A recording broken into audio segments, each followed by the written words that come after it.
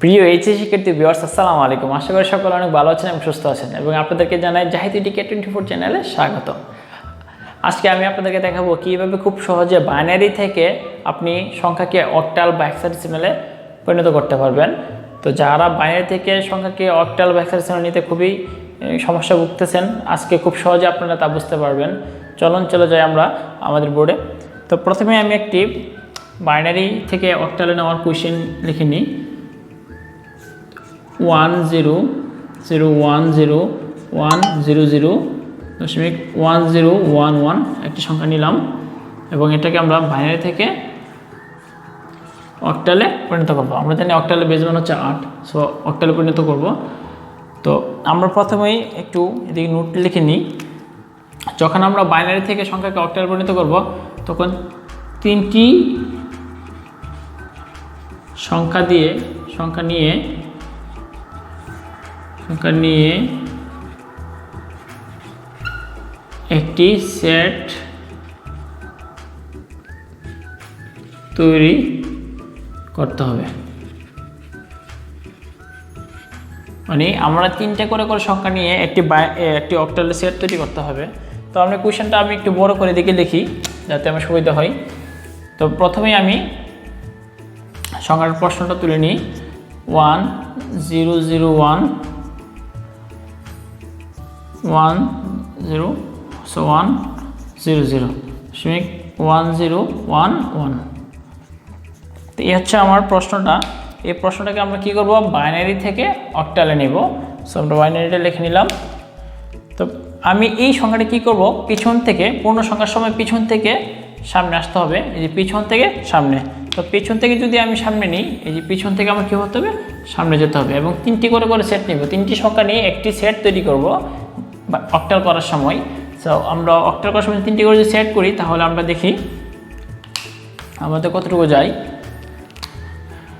যদি আমরা দেখি যে 0 0 1 এ হচ্ছে আমার একটি সেট, তারপরে হচ্ছে এ হচ্ছে আরেকটা সেট 0 1 0 0 1 0 এ হচ্ছে আমার 2 নম্বর সেট। আর 3 নম্বর যখন সেটে আমি গেলাম তখন দেখতে পাচ্ছি যে দুইটা সংখ্যা মাত্র রয়ে গেছে আমার কাছে। একটা হচ্ছে 0 1, আমার কাছে আর কোনো সংখ্যা নেই।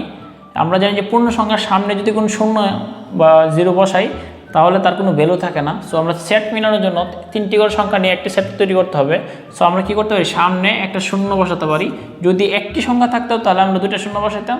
যেহেতু আমার কাছে অলরেডি দুইটি সংখ্যা আছে, সো আমরা কি করতে পারি, তো দুইটি সংখ্যা নিয়ে আমরা কাজ করব, এর বেশি আমরা নেব না। সো আমরা দুটি সংখ্যা আছে, আমি একটা সংখ্যা নেব। এ হচ্ছে আমার কি তিনটি করে সেট তৈরি হয়ে গেল।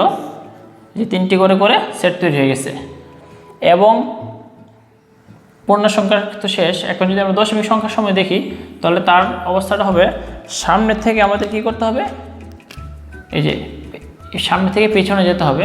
তো সামনে থেকে পেছনে তিনটি করে সংখ্যা আমরা নেব। আমরা দেখতে পাচ্ছি যে তিনটি করে যদি আমি সংখ্যা নিই তো 1 0 1 এই তিনটি সংখ্যা দিয়ে একটি সেট তৈরি হলো। কিন্তু এখানে শুধুমাত্র একটি সংখ্যা, তো একটি সংখ্যা যদি থাকে তাহলে আমার তিনটি করে সংখ্যা নিয়ে একটি সেট তৈরি করতে হবে।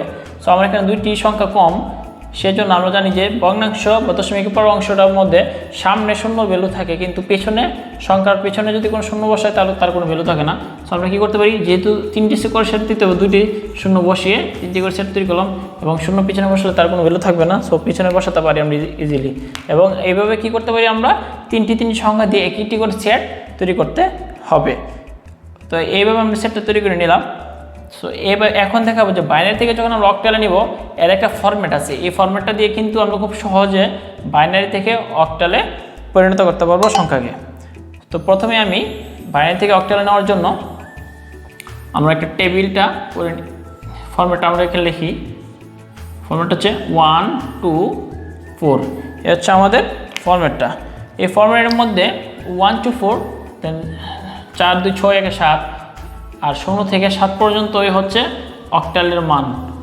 তো অক্টালের মান হচ্ছে 0 থেকে 7। তো এই আমরা কিন্তু 7 কিন্তু এখানে পুরোটাই অক্টালের পুরোটা সংখ্যা কিন্তু চলে আসছে। আমরা যদি এই সংখ্যাগুলোকে যদি আমি এখানে বসায় দেখি যে কত আসে, যত আসবে এখানে আমি উত্তরটা এখানে বসিয়ে দিতে পারবো। প্রথমে আমি সংখ্যা হচ্ছে 100 তার মানটা বের করব। 100 মান যদি আমি বসাই এখানে 100, দেখতে পাচ্ছেন যে 1 বসছে 4-এর ঘরে, 4 হচ্ছে, তাহলে 1 এর মান বেরিয়েছে কত 4, মানে 1 অ্যাক্টিভ থাকলে তার উপরে কত মান আছে 4, মানে 4 ঘরটা অ্যাক্টিভ আছে, আর বাকিরা কি ইনঅ্যাক্টিভ, 0 হচ্ছে ইনঅ্যাক্টিভ, সো 2, 1 তারা কি ইনঅ্যাক্টিভ, সো যে অ্যাক্টিভ তারটা কি এই সংখ্যাটা আমরা এখানে বসিয়ে দেব। তো 4 হচ্ছে অ্যাক্টিভ, সো 4টা কী করবো আমরা এখানে বসিয়ে দিলাম। তারপরে সংখ্যাটা হচ্ছে 101, আমরা বসাই এখানে 101। এখন দেখতে পাচ্ছি যে 4 অ্যাক্টিভ আছে, 1 অ্যাক্টিভ আছে, কিন্তু 2 অ্যাক্টিভ না, 4 অ্যাক্টিভ এবং 1 অ্যাক্টিভ, তাহলে 4 আর 1 যোগ করলে কত হয় 5, তাহলে এই দুটো সংখ্যা যেহেতু অ্যাক্টিভ তাদেরকে আমরা যোগ করব, যোগ করে পেয়েছি কত 5। তারপরে আমরা যাই পরবর্তী সংখ্যায়, পরবর্তী সংখ্যাটা হচ্ছে 100।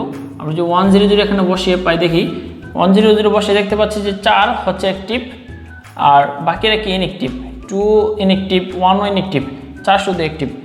4 যেহেতু অ্যাক্টিভ আমরা এখানে লিখবো 4 অ্যাক্টিভ, 4 বাকি ঘরগুলো কি ইনঅ্যাক্টিভ। এখন দেখতে পাচ্ছি 010, আমরা এখানে বসাই 010।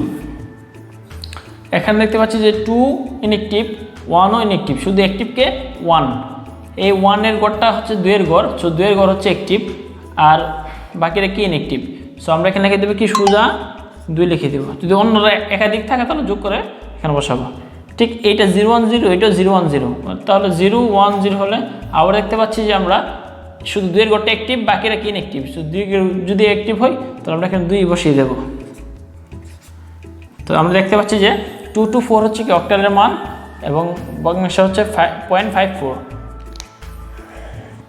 তো আমরা এখানে উত্তরটা লিখতে পারি খুব সহজেই, সুতরাং 2 to 4.54 এটা হচ্ছে আমার অক্টালের মান। এই যে আমার হচ্ছে বাইনারি থেকে কী করলাম, আমি খুব সহজে অক্টালে পরিণত করতে পারলাম মাত্র এই একটা ফরম্যাটের মাধ্যমে। এইভাবে আমরা কি করতে পারি খুব সহজে, এই প্রত্যেকটা সংখ্যাকে বাইনারি প্রত্যেকটা সংখ্যাকে 3টি করে সেট নিয়ে 3টি সংখ্যা একসাথে করে একটি সেট করে আমরা এই ফরম্যাটে রেখে প্রত্যেকটার মান খুব সহজে, এত কষ্ট না করে খুব সহজে কী করতে পারি, আমরা বাইনারি থেকে অক্টালে পরিণত করতে পারবো। আশা করি সকলে বুঝতে পেরেছেন।